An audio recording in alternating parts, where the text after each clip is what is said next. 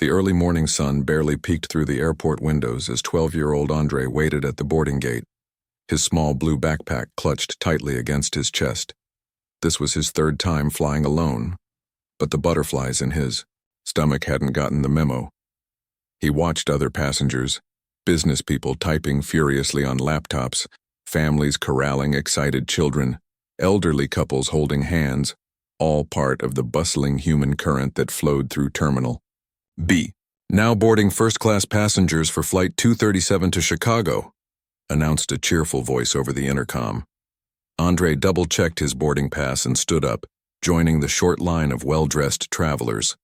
A few of them glanced at him, with slight surprise. Kids traveling alone in first class wasn't something you saw every day. His mom had insisted, though. "If I can't be with you during the flight, at least I know you'll be comfortable," she had told him while booking the tickets 3 weeks ago.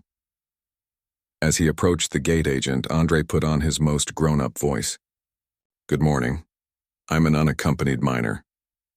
He handed over his boarding pass and identification card. The gate agent, a kind-faced woman with gray-streaked hair, smiled warmly. "Yes, I have you right here in our system.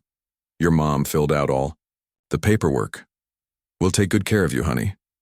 Andre nodded, relieved. The agent attached a special tag to his backpack and escorted him down the jet bridge. At the aircraft door, she introduced him to the lead flight attendant, a tall man named Raj.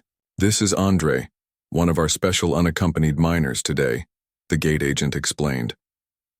Raj shook Andre's hand firmly. "Welcome aboard, young man. We're glad to have you with us. Your seat is 3C, just down the aisle on your right." Andre thanked him and made his way to his seat, settling into the plush leather chair that seemed to swallow his small frame. He carefully placed his backpack under the seat in front of him, exactly as his mom had instructed. He pulled out his phone to text her. "On the plane now, about to take off. Love you." Her reply came instantly. "Love you too, baby. Call me the second you land. Have a safe flight." Andre smiled at his phone, already missing her. His mom worked as the chief of surgery at Chicago Memorial, and he was spending the school break with her while his grandparents, who he normally lived with, visited relatives in Jamaica. He couldn't wait to see her and check out the new Science Museum exhibit she had promised to take him to. As the first-class cabin filled up, a flight attendant different from Raj began the pre-flight service. Her name tag read, Patricia. She moved efficiently through the cabin, offering drinks and hanging up jackets. When she reached Andre's row, her smile faltered slightly. "Would you like something to drink before takeoff?" she asked, her tone noticeably cooler than it had been with the business executive sitting across the aisle. "Apple juice, please," Andre replied politely. Patricia nodded curtly and returned moments later, placing the plastic cup on his tray table without a word, before moving on to the next passenger, whom she greeted with a bright smile. Andre shrugged it off. Adults were weird. Sometimes. He sipped his juice and watched through the window as luggage carts zipped around the tarmac. The plane soon pushed back from the gate, and the safety demonstration began. Andre paid careful attention, even though he'd seen it before. His mom always said safety was no joke. Once they reached cruising altitude, Andre tried to settle in for the 3-hour flight. He pulled out his tablet to watch some movies, but frowned when he couldn't get the entertainment system to work. He pressed the call button, waiting patiently for assistance. Patricia appeared, an artificial smile plastered on her face. "Yes?" "Sorry to bother you," Andre said, noticing how tired she looked up close. There were dark circles under her eyes, partially hidden by makeup. "My entertainment system isn't turning on." Patricia leaned over, pressing buttons on the screen, with more force than necessary. "These systems can be finicky," she muttered. "Try turning it off and on again." The screen remained black. Patricia sighed loudly. "I'll reset it from the galley. It'll take a few minutes." "Thank you," Andre called after her as she walked away. He couldn't help but notice she was much nicer to the older white gentleman across the aisle, laughing at something he said and touching his shoulder in a friendly gesture. 10 minutes passed, and Andre's screen remained dark. He pressed the call button again. Patricia returned, clearly annoyed. Yes? She asked, the word clipped, in short. The screen is still not working, Andre explained, shrinking a bit under her gaze. I told you I'd reset it. These things take time. Her voice had an edge to it now. Sorry, I just thought. Let me check with the lead attendant, she interrupted, walking away before Andre could thank her. The businessman across the aisle leaned over. Don't take it personally, kid. She's been snippy with everyone today. Andre nodded, but he knew that wasn't true. He'd been watching her interact warmly with other passengers while ignoring him completely. Another 15 minutes passed. The drink service began and Patricia returned to his row. She didn't mention the entertainment system. What would you like to drink? She asked mechanically. Cranberry juice, please, Andre replied. And, about my screen we're still working on it. Patricia placed a napkin on his tray with unnecessary force. When she returned with his drink, the plane hit a small pocket of turbulence. The sudden jolt caused Patricia to stumble slightly, and some of the cranberry juice splashed onto Andre's white t-shirt. Oh, Andre exclaimed, more surprised than upset. Something in Patricia snapped. The spilled drink seemed to be the final straw in what was clearly a terrible day for her. Look what you've done, she hissed, as if Andre had caused the turbulence himself. I'm sorry. I didn't. Andre began, reaching for a napkin. Sit still. Patricia grabbed his arm roughly, her fingers digging into his skin. The sudden movement caused Andre to jerk sideways, and his head hit the window with a dull thud. A shocked silence fell over the surrounding rows. Andre's eyes widened in disbelief and hurt, his hand automatically going to his arm where her fingers had left red marks. Hey! The businessman across the aisle half stood. That was completely uncalled for. Another passenger, a woman 2 rows ahead, turned around. I saw that. You can't manhandle a child like that. Patricia seemed to realize what she'd done. Her face paled and she stepped back. I was just trying to prevent more spillage, she said weakly. But the excuse sounded hollow even to her own ears. Andre sat frozen, fighting back tears that threatened to spill. He wasn't a baby. He wouldn't cry in front of all these strangers. But his arm hurt, and his head throbbed where it had hit the window. I'm recording this, announced a passenger behind Andre holding up a phone. That was assault on a minor. Patricia's eyes darted around the cabin, finally registering the many disapproving faces watching her. I'll get some club soda for the stain, she mumbled before retreating to the galley. Raj appeared moments later, concern etched on his face. He knelt beside Andre's seat. Are you all right, young man? A passenger informed me about what happened. Andre nodded stiffly, still fighting tears. I'm okay. No, he's not, insisted the businessman. That flight attendant grabbed him hard enough to leave marks, and his head hit the window. I want to file a formal complaint. Other passengers chimed in their agreement.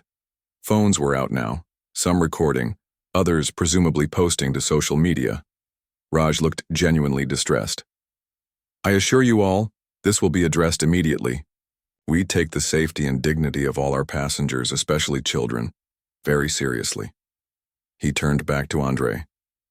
Would you like to move to another seat? Perhaps closer to my station? Andre shook his head.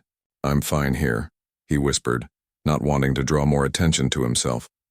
What he really wanted was his mom, but Chicago was still 2 hours away. I'll bring you some ice for your head, Raj offered, and I'll need to document this incident with your permission. As Raj headed back to the galley, Andre finally pulled out his phone with trembling hands. He needed to text his mom. She always knew what to do. He typed quickly, trying to downplay what happened so she wouldn't worry too much, but needing her to know. Mom, something happened on the plane. A flight attendant got mad when juice spilled during turbulence. She grabbed my arm really hard and I hit my head. I'm okay, but people are making a big deal about it. His mom's response was immediate. What? Are you hurt? Do you need medical attention? Tell the lead flight attendant I want to be contacted immediately. I'm calling the airline now. Love you, baby. Stay calm. Andre put his phone away, a small sense of relief washing over him. His mom would handle it. She always did. He looked out the window at the endless blue sky, wondering how a day that had started so promisingly had turned so awful so quickly. What Andre didn't know, what nobody on that plane knew, was that this incident was about to spark a chain of events that would change multiple lives forever. And somewhere in Chicago, the CEO of the airline was about to receive a phone call about a viral video involving one of his flight attendants and a young passenger, a passenger with a very significant connection to him. But for now, Andre just wanted the flight to be over, the throbbing in his head to stop, and most of all to be wrapped in his mother's arms, far away from the whispers and stares of strangers who had witnessed his humiliation at 35,000 feet. The moment the plane touched, down in Chicago, Andre's phone lit up with messages from his mom. The last hour of the flight had been unbearable. Patricia had disappeared into the back of the plane, other flight attendants had awkwardly brought him snacks and apologized, and fellow passengers kept glancing at him with pitying looks. All Andre wanted was to get off this plane and forget the whole thing ever happened. As passengers began to collect their belongings, Raj appeared beside Andre's seat. "Andre, I'll be escorting you off the plane first," he said quietly. "Your mother has been in contact with our customer service team, and she's waiting for you at the gate." Relief washed over Andre. He grabbed his backpack, the ice pack Raj had given him earlier, now just a wet napkin he tossed into the seat pocket. As he walked down the aisle toward the exit, Andre noticed Patricia standing rigidly in the galley, her face pale as she spoke with a man in a suit who was taking notes. She didn't look at Andre as he passed. The moment he stepped into the terminal, Andre spotted his mom. Dr. Tanya Wilson stood out in any crowd. Today, she wore blue scrubs under her white coat, clearly having come straight from the hospital.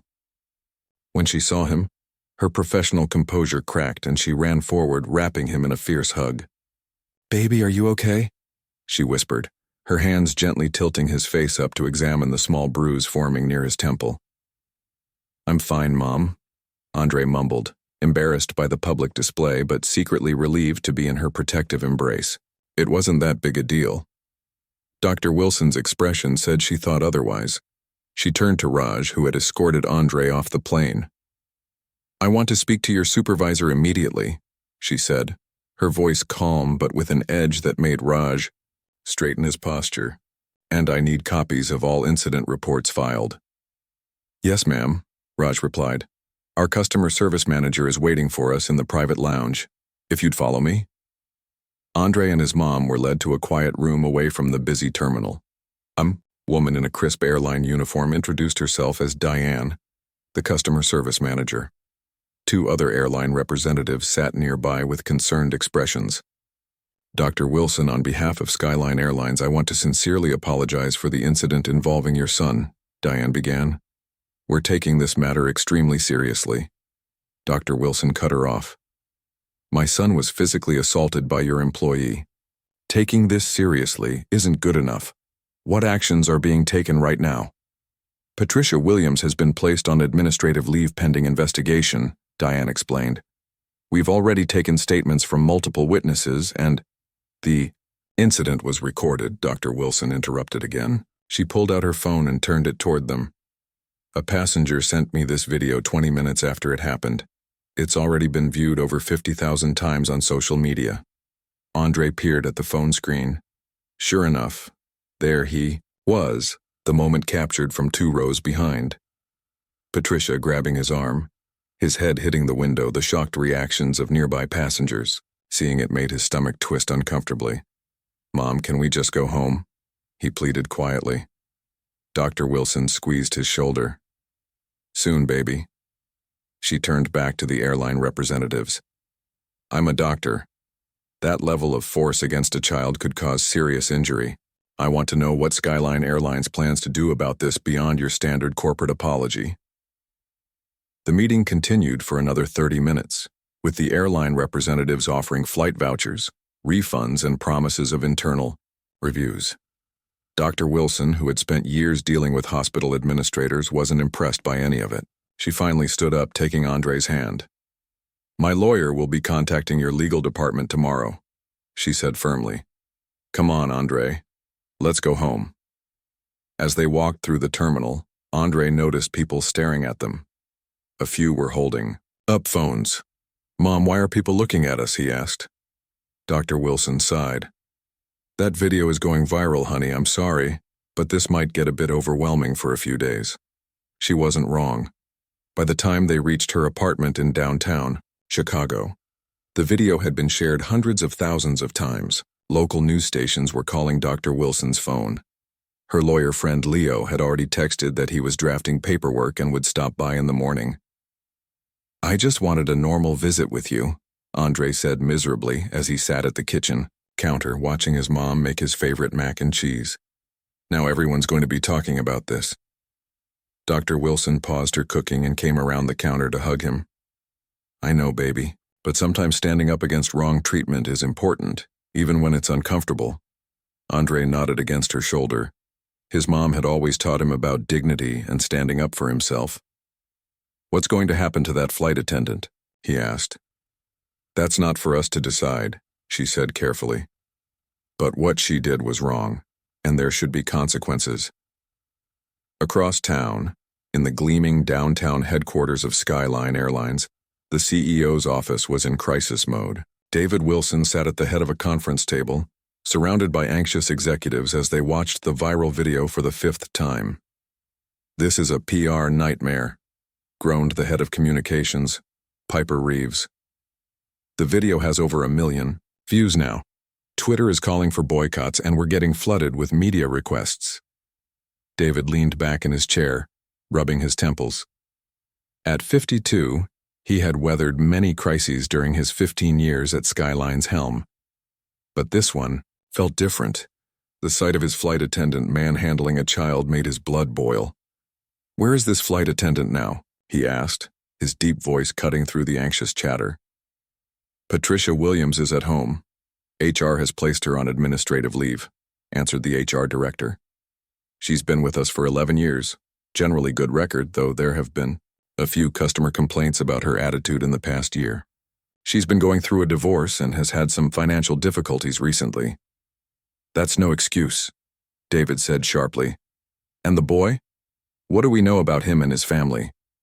The legal counsel flipped through some papers. "His name is Andre Wilson, 12 years old, traveling alone from Atlanta to Chicago. His mother is Dr. Tanya Wilson, chief of surgery at Chicago Memorial. She's already retained counsel and is likely to file suit." David froze at the name. "Tanya Wilson?" he repeated, his voice suddenly hoarse. "Yes," the lawyer continued, not noticing David's change in demeanor. "She's quite prominent in medical circles, which isn't helping our public image in this situation. The story is being framed as airline assaults prominent doctor's son." David barely heard the rest of the briefing. His mind was racing, calculating dates and possibilities.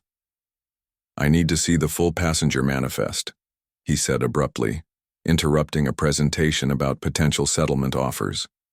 The room fell silent as an assistant quickly pulled up the information on a tablet and handed it to him. David scrolled through it with shaking hands until he found what he was looking for. Wilson Andre T. Dobe. EO 6/15/2013. Unaccompanied. Minor David felt the blood drain from his face. The birth date aligned perfectly with the last time he had seen Tanya, about 13 years ago, before he'd taken the CEO position at Skyline and moved to Chicago. Before their bitter breakup when she was in medical school and he was climbing the corporate ladder. They had gone their separate ways, him to his career, her to hers. "Mr. Wilson, sir? Are you all right?" His assistant's voice seemed to come from very far away. David cleared his throat. "Schedule an emergency board meeting for tomorrow morning. And get Dr. Wilson on the phone. My personal line, not the company's." The executives exchanged confused glances. It was highly unusual for the CEO to personally contact a potential litigant. "Sir, legal would strongly advise against..." The counsel began. "Just do it," David cut him off, standing abruptly. "This meeting is over. I need some time alone." As the room cleared, David walked to the window of his corner office, staring out at the Chicago skyline without really seeing it. After all these years, could it be possible? The age was right. The timing was right. And the last name. Tanya had kept her own name during their relationship, but the boy carried it too. David had never known, had never asked, had been too absorbed in building his empire to wonder about the life he'd left behind. He picked up his phone, hands still trembling slightly, and pulled up the viral video again. This time, he looked more closely at the boy, at Andre. The shape of his eyes, the set of his jaw, features that reminded David of his own father. Could that child, the one his own employee had mistreated on his own airline, actually be his son? The weight of the possibility nearly brought him to his knees. As the office emptied and twilight settled over Chicago, David Wilson faced the dawning realization that the viral PR crisis threatening his company might be just the beginning of a much more personal reckoning. David Wilson barely slept that night. The digital clock on his nightstand glowed 3:47 a.m. when he finally gave up, throwing off his covers and padding to the kitchen of his lakefront penthouse. The space felt emptier than usual tonight. The gleaming surfaces and designer furniture, suddenly just props in a life that might have been built on a massive oversight. He made himself coffee and carried it to the floor-to-ceiling windows. Chicago glittered below him, the city he'd claimed as his own after leaving Atlanta, and Tanya behind. 13 years ago. 13 years. He whispered to his reflection in the glass. The math kept adding up no matter how many times he recalculated. His phone buzzed on the counter. Who would text at this hour? He picked it up to find a message from his assistant. Dr. Wilson refuses to speak with you directly. Her lawyer says all communication must go through legal channels. Board meeting confirmed for 8 a.m. David sighed. He couldn't blame Tanya. Their relationship had ended badly. His ambition taking him to Chicago for what was supposed to be a temporary position. Her refusal to abandon her medical residency in Atlanta. The distance and stress had fractured what had once been love. Their last conversation had been full of bitter words and accusations. And then, nothing. 13 years of nothing. Had she known she was pregnant when he left? Had she chosen not to tell him? Or had she tried and he'd been too wrapped up in his new life to listen? As the first hints of dawn touched the horizon, David made a decision.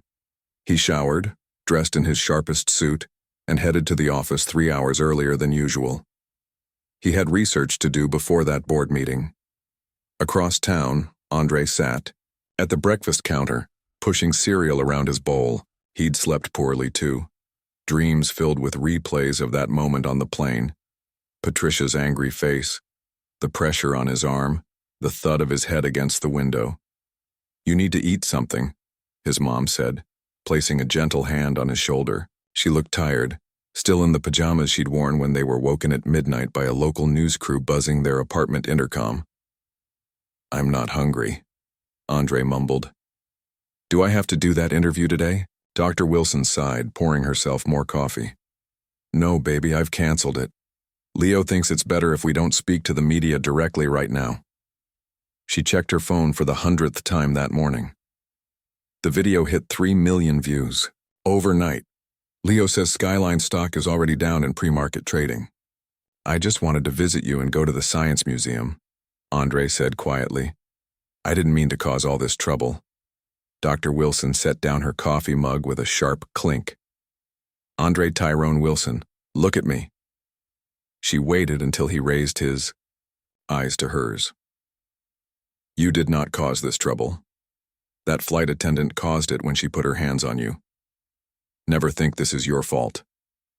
Andre nodded, but his eyes fell back to his cereal bowl. What's going to happen to her? To Patricia? His mom's expression softened. Even in the middle of all this, her son was thinking about others. I don't know, sweetheart. That's up to the airline. I don't want her to lose her job, Andre said. She seemed really stressed. Maybe she was just having a bad day. Having a bad day doesn't give anyone the right to hurt a child, Dr. Wilson replied firmly. But I understand what you're saying. There should be consequences, but they should be fair. The doorbell rang, making them both jump. Dr. Wilson checked the security camera on her phone. It's just Leo, she said with relief.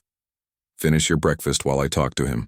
As his mom let in her lawyer friend, Andre could hear their lowered voices from the living room. Tanya, this is huge, Leo was saying. Skyline called an emergency board meeting this morning. My contact says the CEO himself is taking a personal interest in the case. Good, his mom replied. They should take it seriously. No, you don't understand, Leo continued urgently. This is unusual. CEOs don't typically get involved in customer incidents unless… Their voices dropped even lower, and Andre couldn't make out the rest. He sighed and finally took a bite of his now soggy cereal. Grown-ups always thought kids couldn't handle the truth, but he wasn't a baby.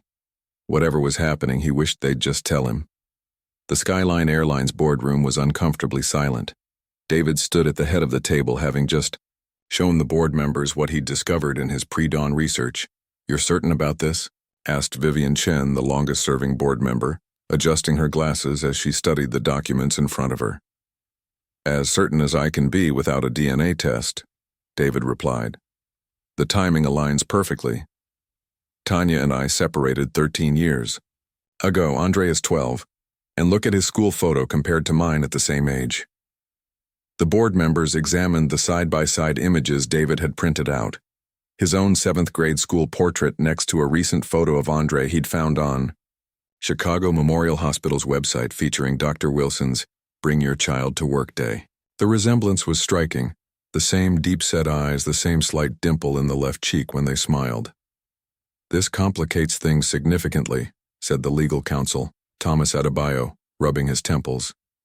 If what you're suggesting is true, that the child involved in this incident is your biological son, we have an ethical obligation to disclose this conflict of interest. I agree, David said firmly. That's why I called this meeting. I need to know my son. I need to make this right. David, Vivian said gently, with all due respect, you don't even know if Dr. Wilson will acknowledge your paternity. And from a corporate governance standpoint, this creates a massive conflict of interest in handling the incident. I understand that, David replied, but I can't just ignore this. I've missed 12 years of my son's life, and now he was mistreated on my airline by my employee. The HR director cleared his throat. Speaking of the employee, we need to address Patricia Williams' situation. The public is demanding her termination, but our investigation is still ongoing. She claims the video doesn't show the full context. What context could possibly justify grabbing a child with enough force to leave bruises? David demanded, his voice rising. David, Vivian cautioned, your personal feelings can't influence the company's disciplinary procedures. That's exactly the conflict we're concerned about. David took a deep breath, forcing himself to calm down. You're right. I apologize. So what do we do? After hours of discussion, a plan emerged. The company would issue a stronger public statement, condemning the incident and outlining steps to prevent similar occurrences. Patricia would remain on leave while the investigation continued. And as for David's personal situation, I think you need to meet with Dr. Wilson and Andre in a neutral setting, Thomas suggested. Disclose what you suspect, offer a DNA test, if necessary, but make it clear that this is separate from the incident and its resolution. David nodded, feeling a weight lift from his shoulders. Thank you all for understanding. This is unexpected territory for me. As the meeting adjourned, David's assistant rushed in. Sir, you need to see this. Patricia Williams just gave an interview to Channel 8 News. It's going viral. The board members who had been gathering their things froze. David grabbed the tablet his assistant held out, and they all crowded around to watch. On screen, Patricia sat in what appeared to be her living room, eyes red from crying. I've received death threats since that video went online, she was saying. People calling me racist, saying I should be in jail. But nobody's asking why a 12-year-old was traveling alone in first class, or how many times he'd pressed the call button, or how he spoke to me before the camera started rolling. The interviewer nodded sympathetically. So, you feel the video doesn't tell the whole story? Exactly, Patricia said, wiping away a tear. I've been with Skyline Airlines for 11 years. I've never had a major incident, But I'm going through a difficult divorce, my mother's in hospice care, and I was on my 4th consecutive long-haul flight that day because we're short-staffed. I'm not making excuses, but I'm human. I made a mistake, and now my life is being destroyed because of a 10-second video. The boardroom erupted in angry voices. She was explicitly told not to speak to the media, the HR director exclaimed. This makes us look even worse, groaned the communications head. Like we're blaming the victim. David silently handed the tablet back to his assistant, his mind racing. The situation was spiraling beyond his control. Patricia's unauthorized interview would only inflame public opinion further, and somewhere in Chicago, his son, the son he'd never known he had, was caught in the middle of it all. I need to speak with Tanya, he said finally, cutting through the noise. Today. No lawyers, no corporate representatives, just us. David, I strongly advise against, Thomas began. I know, David interrupted. But this isn't just about Skyline anymore. This is about my family, the family I didn't know I had, as... He walked out of the boardroom. David felt a strange mix of terror and hope. In a matter of hours, his life had completely changed course. Now he just had to find the courage to face the woman he'd left behind 13 years ago, and the son who might never forgive him for not being there. Dr. Tanya Wilson stood frozen in her living room, staring at her phone in disbelief. He wants to meet where? She asked, certain she'd misheard her lawyer. The lakefront cafe, just the two of you, Leo repeated. No lawyers, no PR people, just a conversation. Tanya sank onto the couch, her mind racing. 13 years since she'd last seen David Wilson. 13 years of raising their son alone, of never telling David about Andre because he'd made it crystal clear that his career came first. And now he wanted to meet for coffee like they were old friends catching up? This is absurd, she said, shaking her head. Why would the CEO of Skyline Airlines want a private meeting with me when I'm about to sue his company? It makes no sense. Leo hesitated before answering. Tanya, there might be more to this than we initially thought. My contact at Skyline mentioned that Wilson has taken an unusual, personal interest in this case. A cold feeling settled in Tanya's stomach. What are you saying? I'm saying that maybe you should consider meeting him.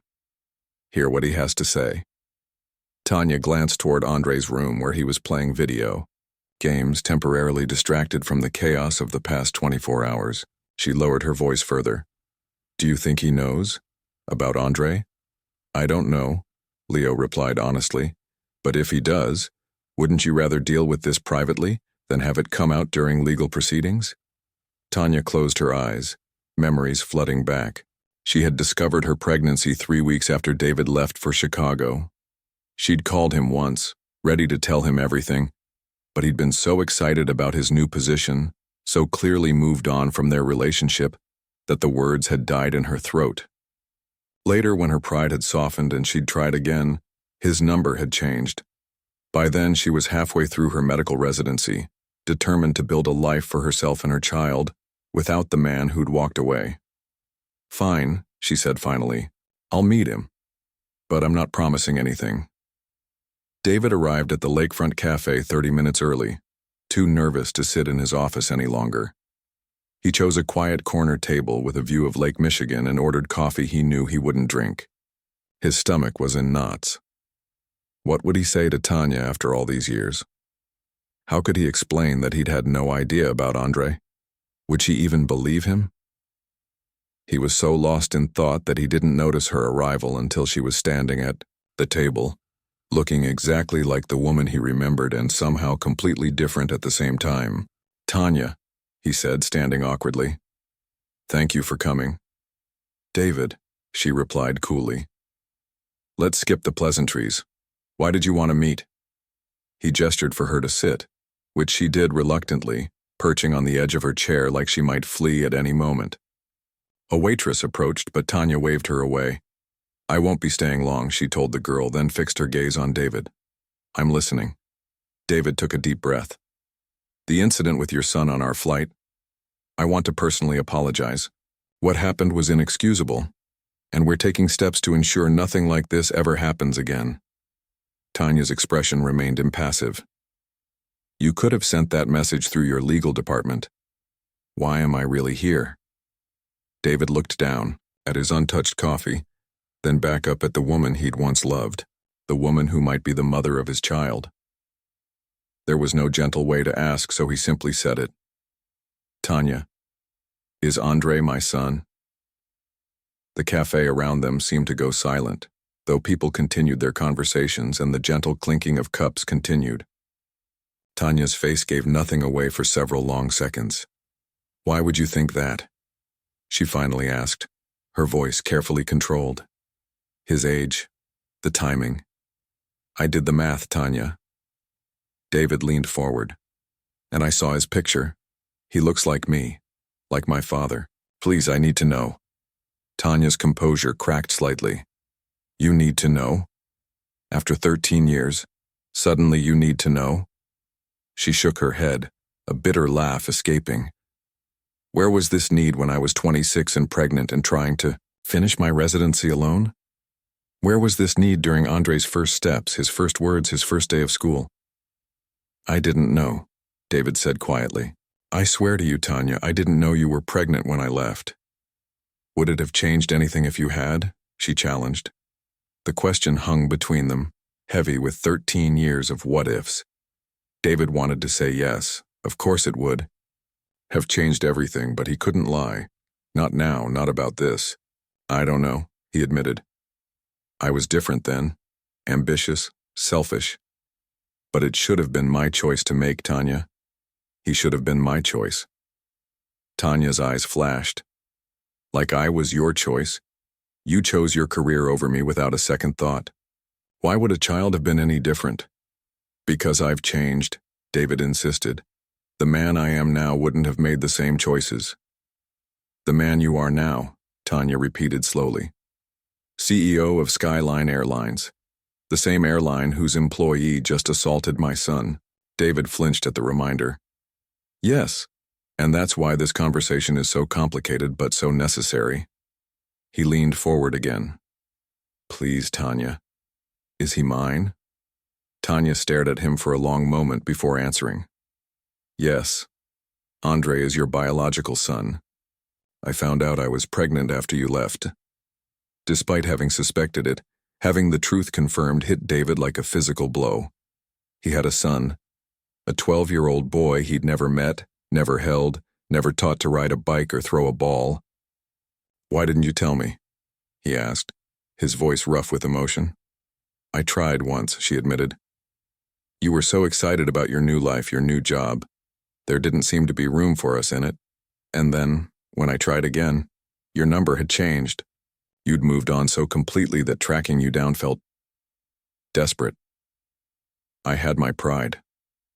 And later, as he grew up, Tanya's eyes grew distant. By then, we had a life. A good one. Andre had never known you, never missed you. I was afraid that bringing you into his life only to have you leave again would hurt him more than your absence ever did. She refocused on David. He's a sensitive boy, David, kind-hearted. I couldn't risk you disappointing him. David nodded slowly, the weight of her words settling on him. I understand. I don't agree, but I understand. He took a deep breath. What happens now? Nothing happens now, Tanya said firmly. My son was mistreated by your employee. That situation needs to be resolved first, completely separate from this other matter. Of course, David agreed quickly. But after that's settled, I'd like to meet him, Tanya. I'd like a chance to know my son. Tanya's expression softened slightly. That would be his decision, not mine. Andre is old enough to have a say in who's in his life. She paused, considering something. Actually, I think you should meet him sooner rather than later. David's heart leapt. Really? Not for the reasons you're thinking, Tanya clarified. I saw that flight attendant's interview this morning. Patricia Williams. She's trying to shift blame onto Andre, painting him as some entitled kid who pushed her buttons. I want you to meet him so you can see for yourself what kind of boy he really is. Then maybe you'll understand why what happened on that plane was so wrong, regardless of whose son he is. David nodded eagerly. Yes, absolutely. Whenever and wherever you think is appropriate. Tanya checked her watch and stood. Tomorrow morning. Your office. 9 o'clock. We'll come to you, and you can explain to Andre who you are in whatever way you think best. Her expression hardened. But Patricia Williams should be there too. David blinked in surprise. Patricia? Are you sure that's a good idea? Andre doesn't want her to lose her job, Tanya explained. Despite everything, he's worried about her. That's the kind of person your son is, David. I think both of you need to see that. As Tanya turned to leave, David called after her. Does he know about me at all? Have you ever told him anything about his father? Tanya paused, looking back with an unreadable expression. He knows his father was ambitious and smart. He knows we loved each other once. And he knows his father isn't in his life because of choices we both made. She softened slightly. I never wanted him to hate you, David. That wouldn't have been fair to anyone. With that, she walked away, leaving David alone with the earth-shattering knowledge that somewhere in Chicago was a 12-year-old boy who shared his blood but knew nothing of him. A boy who had been hurt on his watch by his employee. Tomorrow would change everything for all of them. David just hoped he was ready. Andre fidgeted with the sleeve of his navy blue sweater as the elevator climbed toward the top floor of the Skyline Airlines headquarters. His mom stood beside him, looking more serious than he'd ever seen her. Remember what I told you, she said quietly. This meeting is important, but you don't have to say or do anything that makes you uncomfortable. We can leave any time you want. Andre nodded, though he didn't fully understand why they were here. Last night, his mom had sat him down and explained that they would be meeting with the CEO of the airline, and that this man, David Wilson, was actually Andre's biological father. The revelation had left Andre stunned, with 1,000 questions swirling in his mind. Why hadn't he ever met this man before? Why was he only coming forward now? Was it just because of what happened on the plane? The elevator doors opened onto a sleek reception area. A friendly-faced woman greeted them immediately. Dr. Wilson, Andre, welcome. Mr. Wilson is expecting you. Please follow me. She led them down a hallway lined with photos of airplanes and city skylines. Andre's heart pounded harder with each step. He was about to meet his father for the first time, and he had no idea what to say. The assistant stopped at a large wooden door and knocked gently before opening it. Sir, your 9 o'clock is here. Andre followed his mother into a spacious office, with floor-to-ceiling windows overlooking the Chicago skyline. Standing near a conference table was a tall man in a tailored suit who turned to face them as they entered. Andre felt a strange jolt of recognition. The man, David, had the same eyes as him, the same slight dimple in his left cheek. It was like looking at an older version of himself. Tanya, thank you for coming, David said, his voice betraying his nervousness. Then his gaze shifted to Andre and his expression softened. And you must be Andre. It's very good to meet you. Andre managed a small nod but couldn't find his voice. The situation felt surreal, like some thing from a TV show rather than his actual life. Please have a seat, David gestured to the conference table. The others will be joining us shortly. Others? Tanya asked sharply. Just Patricia Williams and Thomas from our legal department. As we discussed, David assured her. I thought it would be best to have everyone together, to resolve all aspects of this situation at once. They settled around the table, an awkward silence falling over the room. Andre studied David discreetly. This was the man whose genes he carried, whose blood ran through his veins, yet who was a complete stranger to him. Andre, David said finally, I want to apologize for what happened to you on our flight. No passenger, especially not a child, should ever be treated that way. Thank you, Andre replied quietly. I also want to apologize for something much bigger, David continued, his voice growing unsteady. For not being part of your life until now. There are complicated reasons for that, which your mother and I can explain when you're ready to hear them. But I want you to know that it wasn't because I didn't want you or didn't care. Andre glanced at his mom, who gave him an encouraging nod. You didn't know about me? He asked, No, David admitted. Not until I saw the incident report from the flight and recognized your mother's name. If I had known, things would have been different. Before Andre could respond, there was another knock at the door. The assistant ushered in a middle-aged man in a suit carrying a leather portfolio, followed by Patricia Williams. The flight attendant looked very different from how Andre remembered her. Smaller somehow, her shoulders hunched, dark circles under her eyes.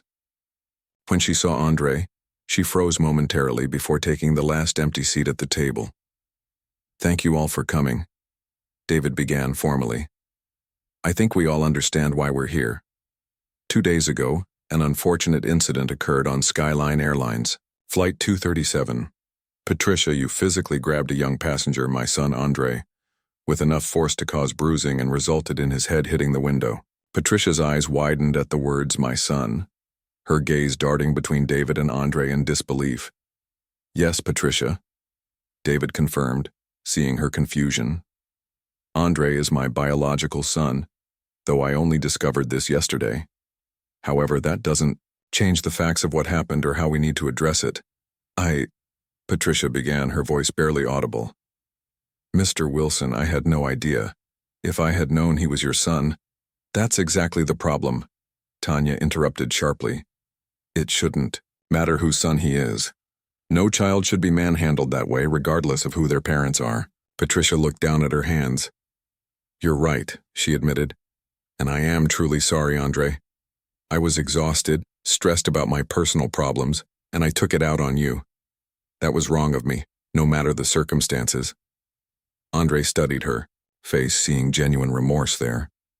"It's okay," he said quietly. "Everyone has bad days." "That's very gracious of you," the legal representative Thomas said. "But the company still needs to address this formally. Patricia's actions violated multiple company policies." "Before we discuss that," David interjected, "I'd like to hear from Andre. This whole situation began with him being treated as if his voice and feelings didn't matter. I don't want to continue that pattern." He turned to Andre. "What do you think should happen here?" All eyes turned to Andre. He felt a flash of panic at being put on the spot, but then took a deep breath. His mom had always taught him to speak his truth.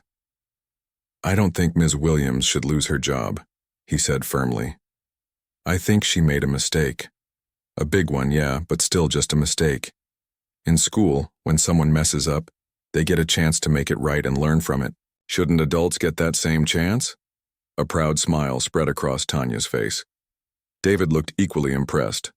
"That's very mature thinking," David said. "And what would making it right look like to you?" Andre thought for a moment. "Maybe she could help train other flight attendants about how to treat kids better. And maybe the airline could make sure flight attendants aren't working too many shifts in a row." Ms. Williams seemed really tired, and tired people make bad choices. Sometimes. Patricia looked at Andre with newfound respect. "That's actually a really good idea," she said softly. David nodded slowly. "I think we can work with that. Thomas, please make a note. I want a complete overhaul of our staff scheduling policies and the development of a new training program specifically for handling young passengers." He turned to Patricia. "You won't be terminated, but there will be a formal reprimand in your file, and you'll be suspended without pay for 1 month. After that, if you're willing, I'd like you to help develop and lead the new training program," Andre suggested. Patricia's relief was visible. "Yes, of course. Thank you for the second chance." "Don't thank me," David replied. "Thank Andre. This was his idea, and I think it's a good one." The meeting continued for another hour as they worked through the details of the agreement. The legal issues were resolved with a private settlement that included a significant donation to a children's charity of Andre's choosing rather than a personal payout. As things wrapped up, Thomas and Patricia left the room, leaving Andre alone with both of his parents for the first time in his life. The silence that fell was heavy with 12 years of absence and unanswered questions. "So," Andre said finally, looking directly at David. "You're really my dad?" David nodded, emotion evident on his face. "Yes. and I'd like the chance to get to know you if you're open to that. I've missed 12 years of your life. I don't want to miss any more." Andre considered this. "I'm not sure how I feel yet," he admitted. "This is all pretty weird." "That's completely fair," David said. "We can take it slow. Maybe start with lunch sometime? Or I could come to that science museum exhibit your mom mentioned you wanted to see." Andre couldn't help the small smile that formed. "You'd want to do that?" "More than anything," David assured him. Tanya reached over and squeezed Andre's hand. "It's up to you, baby. Whatever you decide, I'll support you." Andre looked between them, the mother who had been his rock his entire life and the father who was a stranger, but who shared his blood and apparently his dimple. "Lunch might be okay," he said cautiously. "And maybe the museum after." The tension in the room eased slightly. It wasn't forgiveness or an instant family reunion, but it was a start, a small opening that could, with time and care, grow into something meaningful. 6 months later, the Skyline Airlines Youth Travel Program launched with Andre as its first junior advisor.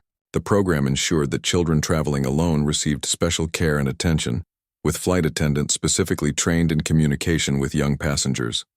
Patricia, now working in the training department, had become an unexpected advocate for change within the company. And if anyone found it odd that the CEO of Skyline Airlines personally attended every meeting of the Junior Advisory Board, they didn't mention it. They just noticed how the tall man with the corner office beamed with pride whenever the boy with the same dimple in his left cheek spoke up with a new idea. Some mistakes, it seemed, could lead to unexpected second chances, not just for a flight attendant who'd had a very bad day, but for a father who'd missed 12 years and a son who'd gained a parent he never knew he had.